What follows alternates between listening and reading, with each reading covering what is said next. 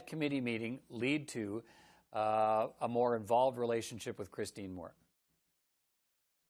Well, immediately after the testimony, many of the members of Parliament were talking to me about my health issues, and Christine Moore expressed her background in nursing, and that's how that kind of started. At the end of the committee, I gave him my business card, and I said if ever he needed help, he could call me, and that I would do everything in my power to help him, and I left the room at that point. When I went outside, when I was outside the East Bloc, I briefly talked to Jack Harris, who was our spokesperson for National Defence at that time. I talked to him about the committee meeting we just had. And then Mr. Kirkland came out of the building with other veterans who I knew very well, because these were veterans who regularly attended our National Defence Committee meetings. He was also accompanied by Mr. McKay's assistant, who was also a veteran. I asked them what their plans were. They said they were going to be having a glass of beer on a patio. I said, well, I have some time before my next meeting, and if you want to come to my office, you can. That was to all of them. So when they got to my office, we had a drink. I didn't have much to offer. I think I had a vodka and perhaps some wine. So people served themselves. I didn't have any gin because I know I don't drink gin. The office door was open. My employees were there. My riding staff were there as well because it was the employee forum that week. My assistant, Alain Guimont, came to introduce himself to the group as well, and he stayed for some time with us while we were having a drink. Okay, so she talked to you. She, as I understand it, she gave you her card and invited you up to her Parliament Hill office that afternoon. So, is that right? Is that where you ended up, and why did you go? Well, I was a corporal in the military, and a member of Parliament is asking me or requesting me to do something. You just do it. I didn't think anything of it at the time. All the members of Parliament seemed interested in my story, and that's kind of how that happened. What happened in that meeting with her at the office? Well, I'd expressed kind of my medication that I was on and what they were doing for me, and then she proceeded to pour some cocktails. She asked you if you wanted a drink, or you said, I'd like a drink, or how did that happen? Well, she started pouring them, and I did express kind of not concern, but I told her, the list of medication I was on, and that I didn't drink very much, and because of those, and but with her nursing background and her being quite a bit higher ranked than me, I definitely had to drink or two. Oh, okay. Well, you feel you had to drink? Did you feel that you were in a position where this is a member of Parliament? You said she's a higher rank than you. That's how. There was definitely an authority and she was in a position of power, and it was assumed. I believe it was assumed that I was going to I would drink with her. We left my office because I had to go to an event in the East Bloc with my team. It was about 6:30 at night, I think.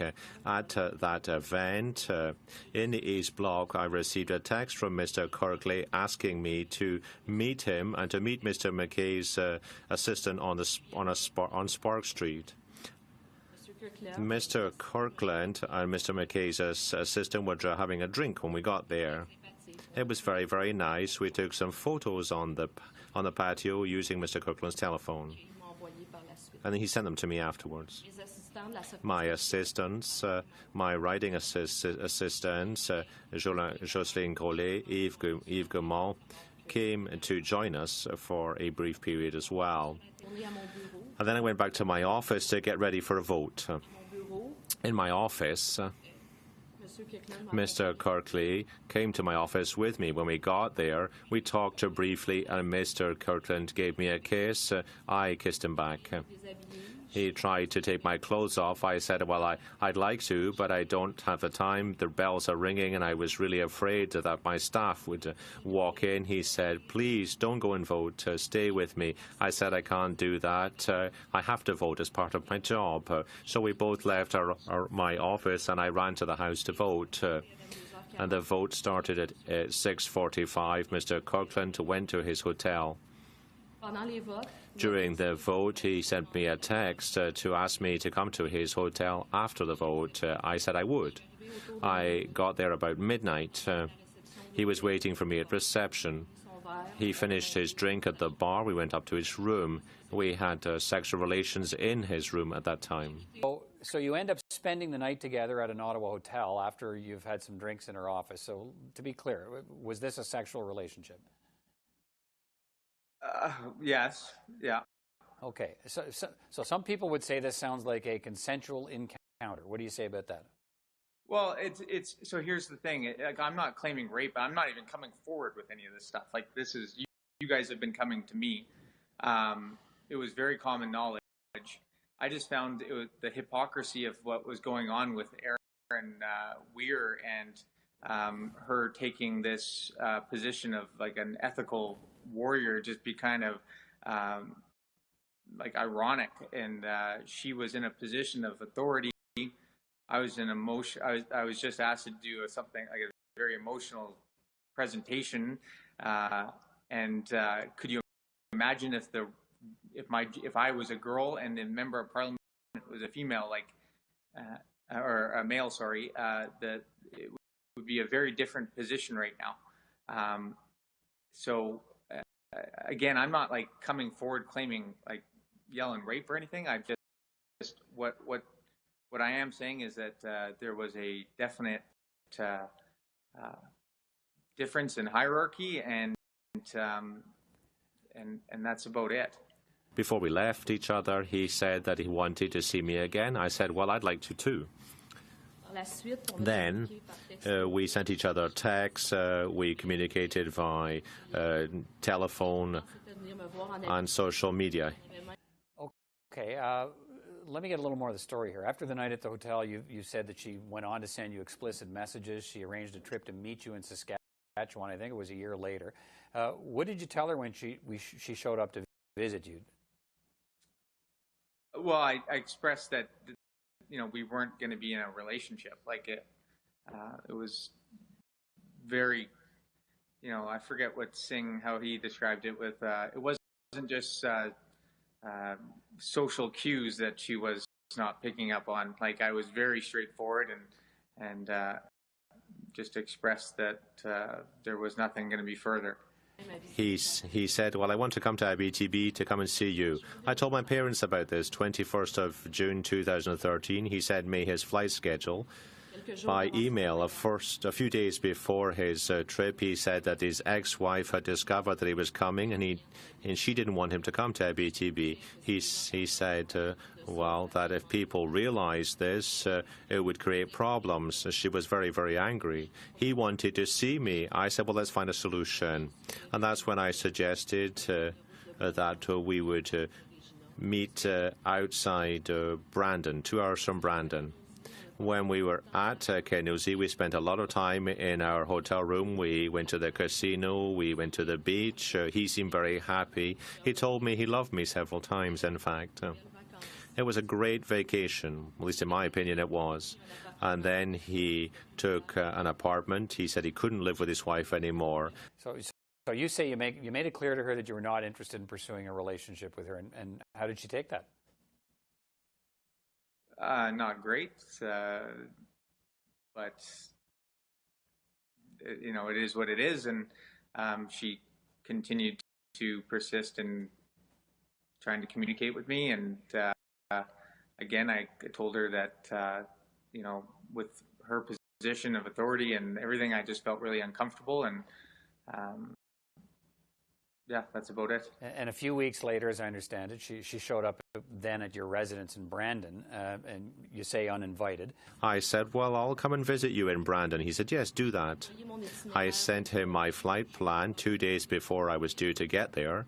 He came to the airport to get me in Winnipeg. We went shopping at Costco together to buy a couple of things for his house. I bought a few things for myself. During my stay in Brandon, I cleaned his apartment for him. We played golf. I met a couple of his friends as well. What did you say to her then? I just reiterated what I said before. Like, that I was not interested, and that's it. But again, like, this is like, I want to reiterate that, you know, that I'm not like coming forward and like making any accusations like this. These aren't accusations. This is just what happened. No, but at the center, as you know, at the center of the story around Mr. Weir is his inability to pick up on nonverbal cues. And it sounds like in your case, you're saying there were verbal cues and nonverbal cues that you didn't want this relationship to continue. Some people would listen to the story and suggest that, you know, I mean, did you view this at some point as feeling like you were being pursued here or harassed at any point? And let's get that on the table. Do you feel like this member of Parliament was harassing you at some point, or no? Yeah, I do. At the end, for sure. And we wouldn't have been in this position at all if she didn't have her. If she wasn't a member of Parliament. So why do you say that? Well, I feel like she took advantage of her position of authority, and that's why we're in this position now. And then we remained in contact. He was even supposed to come and see me in Saskatoon in September on a business trip, but he couldn't manage it. He told me that his divorce was looking pretty tough. Now, the relationship was complicated by distance and the divorce. I decided to end the relationship with him, so I sent a communication to him at the beginning of October 2013 to tell him the news. I only remember one further communication with him. It was in 2014 when he shared his page for his nomination as Liberal candidate for Brandon. Well, what I do believe is that it's important to do the basic checks before publishing the allegations against me. Now, when there's inconsistency, I think journalists should be careful. When testimony seems credible, I think it's important to believe survivors, because this is something that's very, very difficult to talk about. What would you like to see? What is a remedy in this situation as far as you're concerned? You know what? That's way out of my pay grade. I'm sure whatever happens will happen. I'm not asking for, again, I'm not asking for anything. I'm not asking for anything to happen to Christine. I just think that, you know, for someone to appoint themselves in such a you know, the chair of the ethics, I would say, self-appointed, maybe that those in glass houses shouldn't be throwing rocks.